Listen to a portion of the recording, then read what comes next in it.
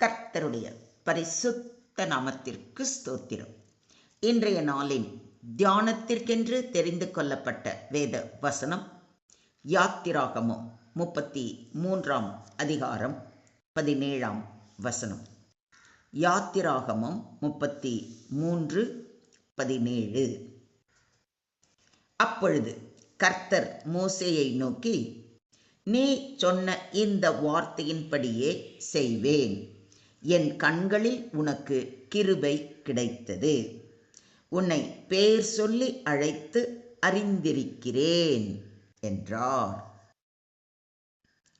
So the Lord said to Moses, I will do this very thing you have asked, for you have found favor in my sight, and I know you by name.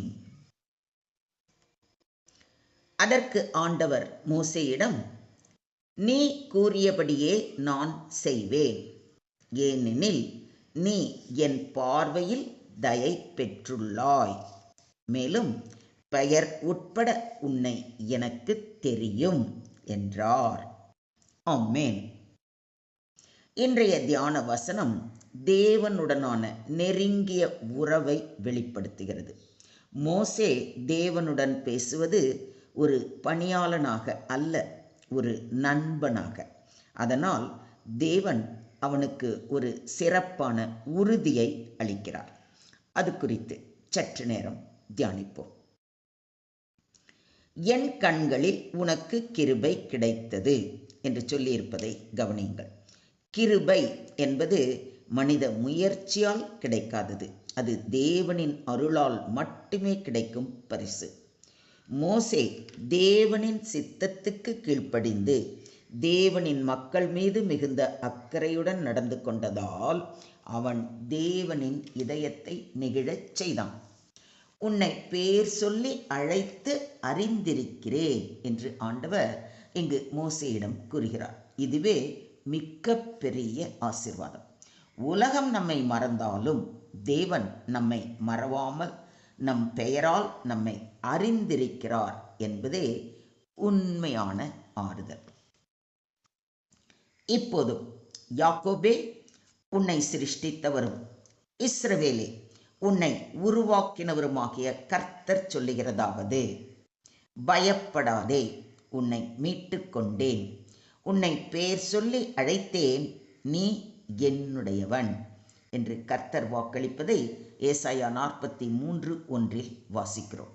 யாக்கோபே, இஸ்ரவேலே என்ற இடங்களில் உங்கள் பெயரையும் உங்கள் பிள்ளைகளின் பெயரையும் போட்டு வாசியுங்கள். தேவன் உங்களை பார்த்துத்தான் சொல்கிறார், உன்னை பெயர் சொல்லி அழைத்தேன், நீ என்னுடையவன், என்னுடையவள் என்று. எஸ், நாம் கிறிஸ்துவின் உடையவர்கள். அதனால்தான் கிறிஸ்தவள், கிறிஸ்தவன் என்று எல்லோராலும் அழைக்கப்படுகிறோம். இன்றைய தியான வசனத்தில் தேவன் மோசேயிடம் 3 ஆழமான ஆசீர்வாதங்களை வெளிப்படுத்துகிறார். 1, நீ சொன்னபடி செய்வேன். தேவன் ஜெபங்களுக்கு பதில் அளிப்பவர். நாம் அவரிடத்தில் விசுவாசமாக அவர் வார்த்தைக்கு செவி கொடுத்து அவருடைய சித்தத்தின்படி நடக்கும் பொழுது நாம் எதை கேட்டாலும் அதை பெற்றுக்கொள்ளத்தக்கதாக அவர் நமக்கு பதில் அளிப்பார். 2, என் கண்களில் உனக்கு கிருபை கிடைத்தது. ஏற்கனவே நான் கூறியபடி கிருபை என்பது தேவனின் அருள், நம்மால் சம்பாதிக்க முடியாதது. அவருடைய கிருபையால் மட்டுமே நாம் ரட்சிக்கப்பட்டிருக்கிறோம். கிருபையினாலே விசுவாசத்தை கொண்டு ரட்சிக்கப்பட்டீர்கள். இது உங்களால் உண்டானதல்ல, இது தேவனுடைய ஈவு என்று மிக தெளிவாக பவுலடிகளார் கூறுவதை எபேசியர் 2:8 வாசிக்கிறோம்.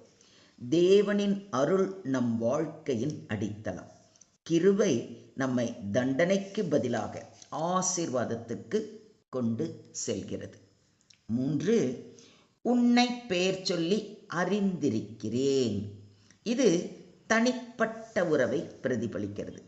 இங்கு தேவன் தம் மக்களை பெயரால் அழைப்பது அவர்களுடன் உள்ள ஆழ்ந்த உறவை வெளிப்படுத்துகிறது.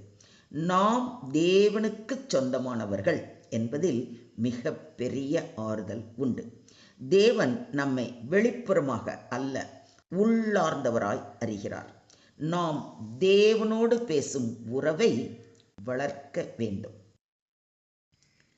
நான் என்னுடையவைகளை அறிந்தும் என்னுடையவைகளால் அறியப்பட்டும் இருக்கிறேன் என்று நம்முடைய ஆண்டவராகிய இயேசு கிறிஸ்து கூறுவதை யோவான் 10:15 வாசிக்கிறோம். நோவாவுக்கோ கர்த்தருடைய கண்களில் கிருபை கிடைத்தது என்று ஆதியாகமம் 6:8 வாசிக்கிறோம். அன்று மக்கள் அனைவரும் தீமையில் நடந்தாலும் நோவா தேவனுக்கு நம்பிக்கையாய் இருந்ததால் அவன் கிருபை பெற்றான். இதே போல விசுவாசத்தில் நிலைத்திருப்பவர்கள் தேவனின் கண்களில் விசேஷமானவர்கள். இதை விசுவாசிக்கிறீங்களா? மனுஷன் முகத்தை பார்ப்பான், கர்த்தரோ இருதயத்தை பார்க்கிறார் என்று சாமுவேலின் 1 புத்தகம் 16:7 வாசிக்கிறோம். மோசேயின் இதயம் தேவனுக்குள் முழுமையாய் இருந்ததால் அவன் தேவனின் சித்தத்தை நிறைவேற்றுகிறவன் ஆனான். நாமும் நம் முழு இருதயத்தோடு தேவனில் அன்பு கூர்ந்து அவரது சித்தத்திற்கு நம்மை முழுமையாக ஒப்பு கொடுக்கும் பொழுது அவருடைய ஜனங்களை பாதுகாக்கவும் வழி நடத்தவும் நம்மை அவர் பயன்படுத்துவார். இனி நான் உங்களை ஊழியக்காரர் என்று சொல்லுகிறது இல்லை. ஊழியக்காரன் தன் எஜமான் செய்கிறதை அறிய மாட்டான். நான் உங்களை சிநேகிதர் என்றேன். ஏனெனில் என் பிதாவினிடத்தில் நான் கேள்விப்பட்ட எல்லாவற்றையும் உங்களுக்கு அறிவித்தேன் என்று நம்முடைய ஆண்டவராகிய இயேசு கிறிஸ்து கூறுவதை யோவான் 15:15 வாசிக்கிறோம். மோசே போல நாமும் தேவனுடன் நெருங்கிய உறவை வளர்த்து கொள்ளும் பொழுது நாமும் தேவனின் நண்பர்களாக கருதப்படுவோம். அவரும் அவருடைய சித்தத்தை நமக்கு வெளிப்படுத்தி நம்மை வழி நடத்துவார். ஒருவன் தன் சிநேகிதனோடே பேசியது போல கர்த்தர் மோசேயோடு முகமுகமாய் பேசினார் என்பதை யாத்திராகமம் 33:11 வாசிக்கிறோம்.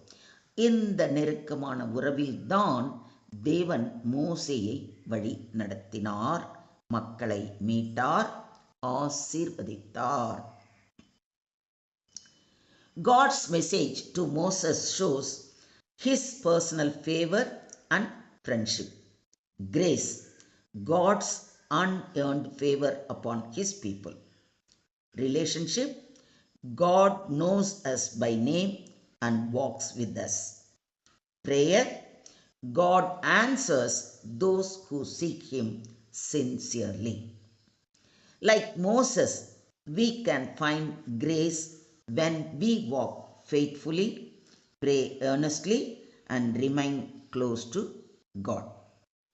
You have found grace in my sight, and I know you by name. May this promise strengthen you today. Amen. சுருக்கமாக சொல்வதானால், நாம் தேவனுடன் நேர்மையாயும் விசுவாசத்தோடும் நடந்து கொண்டால் அவர் நம்மை நோக்கி என் கண்களில் நீ கிருபை பெற்றிருக்கிறாய் என்று சொல்வார்.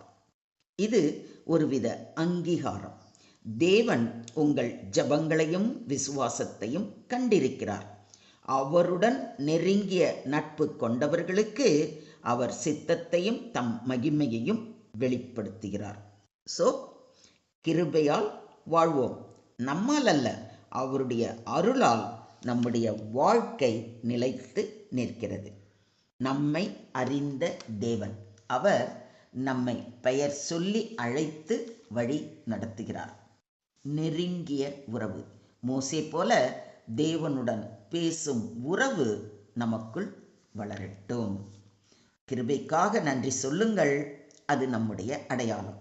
தேவனுடன் தினசரி உறவை வளருங்கள், பிரார்த்தனை, வாசிப்பு, கீழ்ப்படிதல் மூலம். ஜெபத்தில் நிலைத்திருங்கள், தேவன் உங்கள் சொல்லின்படி செய்வார். ஸ்தோத்திரம் ஆண்டவரே, ஸ்தோத்திரம் கர்த்தாவே, ஸ்தோத்திரம் ஸ்தோத்திரம் ஸ்தோத்திரம்.